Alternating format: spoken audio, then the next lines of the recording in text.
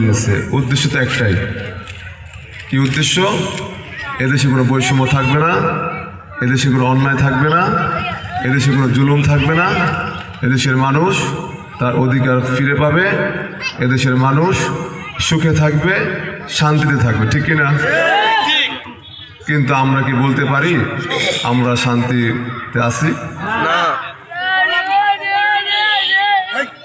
আমরা জানেন এই এক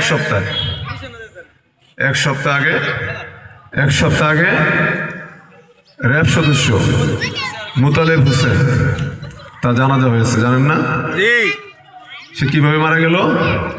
সে প্রকাশ্য দিবালোকে তার কর্তব্য পালনরত অবস্থায় সন্ত্রাসীদের পিটুনিতে মারা গেছে। আপনারা জানেন কিছুদিন আগে নরসিংদীর এএসপি প্রকাশ্য দিবালোকে সে চাঁদাবাজদের হাতে মায়ের খায়। যদি এই হয় র্যাবের অবস্থা, যদি এই হয় এএসপির অবস্থা, তাহলে আমার আর আপনার অবস্থা কি? এই দেশ আমরা চাই নাই, এই দেশের জন্য আমার পুরুষ জীবন দেয় নাই, ঠিক কিনা? আমরা রক্ত দিতে চাই না, আমরা জীবন দিতে চাই না।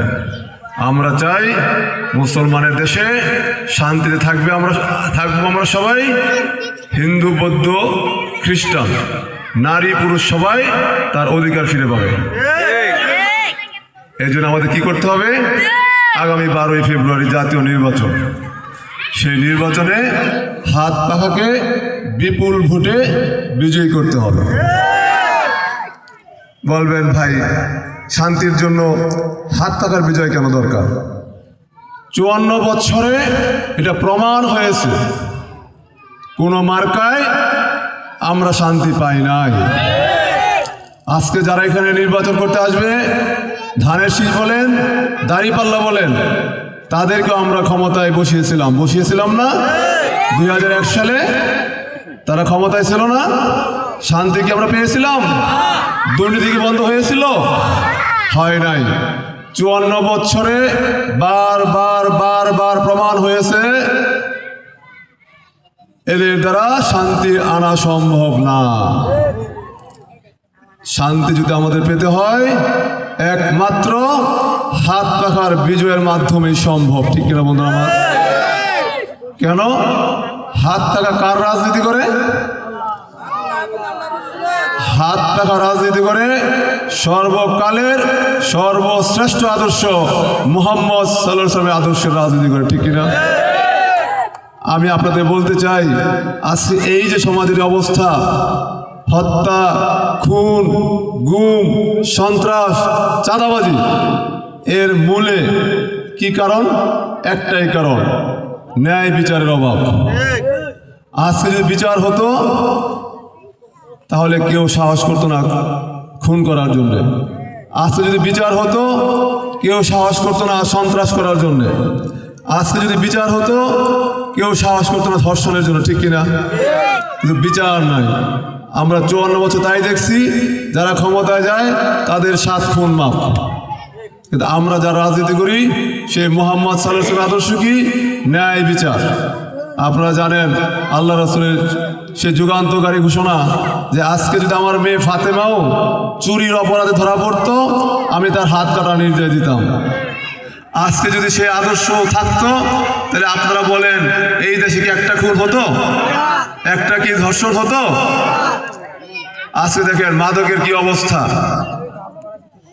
এরা কারা? এই যুব সমাজ ধ্বংস করছে কারা? এই রাজনীতিবিদরা। আমরা বিগত দিনে জানছি কক্সবাজার রাজনীতিবিদ মাদক সম্রাট, তারা নিজেদের স্বার্থের জন্য রাজনীতি করে, তারা এদেশের টাকা পাচার করে বিদেশে 28 লক্ষ কোটি টাকা তারা পাচার করছে, হিসাবের টাকা। হিসাবের বাইরে কত আল্লাহ পাক জানে, ঠিক কিনা? তাহলে ভাই 54 বছরে আমাদের আর বুঝতে বাকি নাই, যদি আমরা শান্তি পেতে চাই আমাদের ফিরে আসতে হবে ইসলামের পথে। যদি আমরা শান্তি পেতে চাই আমাদের ফিরে আসতে হবে কোরআনের আইনের পথে, ঠিক কিনা? এই নির্বাচন হবে, এই নির্বাচনে যে মার্কাগুলি আছে আপনারা বলেন হাত পাখা ছাড়া আর কোনো মার্কা কি কোরআনের পক্ষে বলে? না একটা মার্কা বলে? একটা মার্কা বলে, হাত টাকা ছাড়াও একটা মার্কা বলে। তারা বলে বলে কিভাবে বলে? তারা আল্লাহর রাসূলের সময়ে কিছু মুনাফিক ছিল, মুনাফিক। তারা কথা বলতো দুই ধরনের। আল্লাহ বা কোরআনে বলছেন, যখন তারা তোমার সামনে আসে, রাসূলের সামনে, তখন বলে আমরা মুসলমান মুসলমান। যখন তারা আল্লাহর শত্রুদের কাছে যায়, ওই কুরাইশদের কাছে যায়, তখন তারা বলে আরে আমরা তো একটু ধোঁকা দিচ্ছি, আমরা তো বলছি আমরা আসলে তোমাদের সাথে আছি। আজকেও আমরা সেটাই পাইলাম। তারা যখন আমাদের কাছে ভোট চাইতে আসে, আমাদের মুসলমানদেরকে, সরল মুসলমানদের ধোঁকা দিতে বলে ইসলামের পক্ষে, ইসলামের পক্ষে দাঁড়িপাল্লা দাঁড়িপাল্লা। যখন তারা আমেরিকার কাছে বসে, তখন বলে আরে আমরা তো একটু ধোঁকা দিচ্ছি, ভোটের জন্য বলি, আমরা আসলে তোমাদের সাথে আছি। মিলে কিনা কথা বলে? এই ধোঁকাবাজি রাজনীতি 54 বছর আমরা দেখেছি। নির্বাচনের আগে সুন্দর সুন্দর কথা মনে হয় ফেরেশতারাও ফেল, ঠিক কিনা বলে? আর নির্বাচনের পরে তারা দেশের জনগণকে ভুলে যায়। নির্বাচনের পরে এদেশের গরিব মেহনতি মানুষের পকেটের টাকা, ট্যাক্সের টাকা, গাম জড়ানো টাকা বিদেশে পাচার করে কোটি কোটি টাকা সুইস ব্যাংকে জমা করে। শুনেছি আমরা একজন মন্ত্রীর নাকি কানাডায় 360টা বাড়ি। সেই বাড়ির টাকা কার টাকা? আমার আপনার ঘাম জড়ানো টাকা, ঠিক কিনা বন্ধুরা আমার?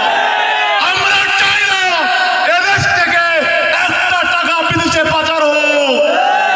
যদি আমরা না চাই, আমাদের উপায় একটাই, হাত পাখার বিজয়।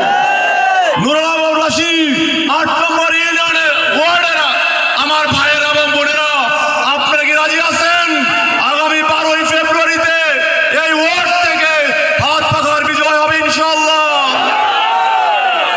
প্রিয় বন্ধুরা, আমি আশরাফ হোসেন ভুইয়া, আমি রাজনীতি করি, মোহাম্মদের আদর্শের রাজনীতি করি।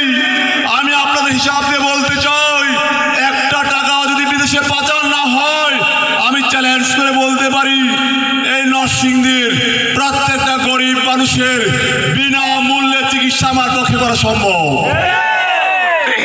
আমার যদি ইসলামের জাকাতের বিধান আমি পালন করি, আমি চ্যালেঞ্জ করে বলতে পারি 1 বছর পরে নরসিংদীতে কোনো গরিব মানুষ থাকবে না।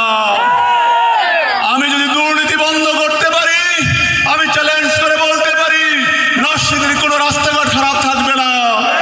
আমি যদি মাদক বন্ধ করতে পারি, আমি চ্যালেঞ্জ করে বলতে পারি নরসিংদীর কোনো মানুষের ঘরে অশান্তি থাকবে না। আমি যদি সন্ত্রাস বন্ধ করতে পারি, আমি চ্যালেঞ্জ করে বলতে পারি নরসিংদীর আর কোনো মানুষের আত্মনাদ করতে হবে না। আমি যদি সন্ত্রাস বন্ধ করতে পারি, আমি চ্যালেঞ্জ করে বলতে পারি নরসিংদীতে আর কোনো মা বোনের ইজ্জত লুণ্ঠন হবে না। প্রিয় বন্ধুরা আমার, আমি স্বপ্ন দেখি, আমার চেয়ারম্যান সাহেব বলে গেছেন আমি রাজনৈতিক পরিবারের ব্যক্তি। আমার দাদার বংশে 2 জন ছিলেন এমপি, আমার নানার বংশে 2 জন ছিলেন এমপি। আমিও স্বপ্ন দেখি আপনাদের ভোটে বিজয়ী হয়ে আমি সংসদে যাব, আমি আপনাদের পক্ষে কথা বলবো, আপনাদের অধিকার আদায়ের জন্য লড়াই করব, আপনাদের খাদের হিসাবে আপনাদের পাশে থাকবো। আমি স্বপ্ন দেখি আমার নরসিংদীর আর কোনো মানুষ না খেয়ে মরবে না। আমি স্বপ্ন দেখি আমার নরসিংদীর কোনো মানুষ বিনা চিকিৎসায় মরবে না। আমি স্বপ্ন দেখি আমার নরসিংদীর কোনো মানুষ আর অত্যাচারিত হবে না, জুলুমের শিকার হবে না। আমি সেই স্বপ্ন নিয়ে আমি আপনাদের সামনে এসেছি। আমি আশা করি আপনারা আমার পাশে থাকবেন। আপনাদের দোয়া, আপনাদের ভোটে যদি আমি এমপি হতে পারি, আমি আপনাদের খাদেম হিসাবে আপনাদের পাশে থাকবো, আপনাদের বন্ধু হিসাবে, আপনাদের ভাই হিসাবে, আপনাদের জন্য যা লাগে আমি ইনশাল্লাহ করব। আমি কি আশা করতে পারি আপনারা এখান থেকে আমাকে হাত পাখাকে শান্তির পক্ষে, ইসলামের পক্ষে, ন্যায়ের পক্ষে, ইনসাফের পক্ষে বিজয়ী করবেন ইনশাল্লাহ? প্রিয় বন্ধুরা আমার,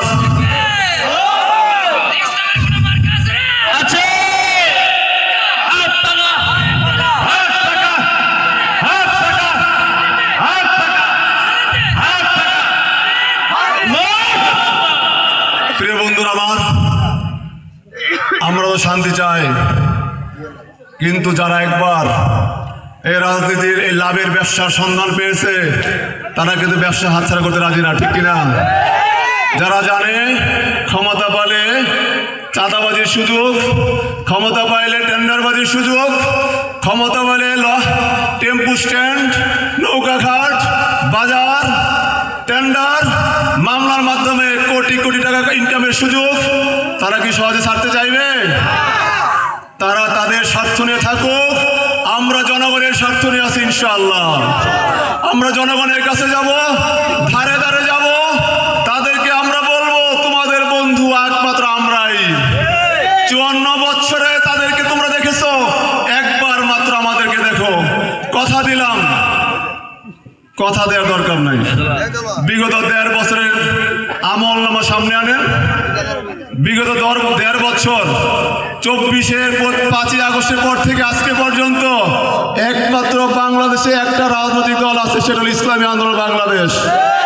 যে দলের নেতা কর্মীরা সারা বাংলাদেশে একটা টাকাও চাঁদাবাজি করে নাই। তাহলে সেই দল দিয়ে আশা করা যায় সন্ত্রাস বন্ধ হবে, চাঁদাবাজি বন্ধ হবে, ধর্ষণ বন্ধ হবে, ঠিক কিনা বন্ধুরা আমার? তাহলে আমার ভাইদেরকে আমি বলতে চাই, 12ই ফেব্রুয়ারি পর্যন্ত আমরা মাঠে থাকবো ইনশাআল্লাহ। আমরা ভাইয়ের কাছে যাব, বোনের কাছে যাব, মায়ের কাছে যাব, চাচার কাছে যাব। আমরা সবাইকে বলবো 54 বছরে অনেক কষ্ট আমরা করেছি। আমরা দুনিয়ায় শান্তি, আখিরাতের শান্তির জন্য এবার হাত পাকার সাথে আছি ইনশাআল্লাহ। আগামী 30 তারিখ ইসলামী আন্দোলন বাংলাদেশের আমির পীর সাহেব চরমোনাই নরসিংদীতে আসবেন। উদ্দেশ্য একটাই, নরসিংদীর মানুষ যেন হাত পাখিয়ে বিজয়ী করে। আগামী 30 তারিখ, আগামী শুক্রবার বিকালবেলা নরসিংদী পুলিশ লাইনে আমাদের আমির নরসিংদীবাসীর উদ্দেশ্যে বক্তব্য রাখবেন। সাহেবপ্রতাপ পুলিশ লাইনে আগামী শুক্রবার বিকালবেলা পীর সাহেব চরমোনাই নরসিংদীবাসীর বক্তব্য রাখবেন। হাত পাখার পক্ষে উনি বক্তব্য রাখবেন। সেখানে আমরা সবাই যাব ইনশাল্লাহ। প্রত্যেক ওয়ার্ড থেকে আমার ভাই, আমার বন্ধুদেরকে নিয়ে ওই জনসভা ইনশাল্লাহ শরীক হওয়ার আহ্বান রেখে আগামী দিনে একটি সত্যিকার সুন্দর ইসলামী কল্যাণ রাষ্ট্রের স্বপ্ন দেখে আজকের মতো বিদায় নিলাম। আল্লাহ হাফেজ। বাংলাদেশ জিন্দাবাদ, হাত পাখা জিন্দাবাদ।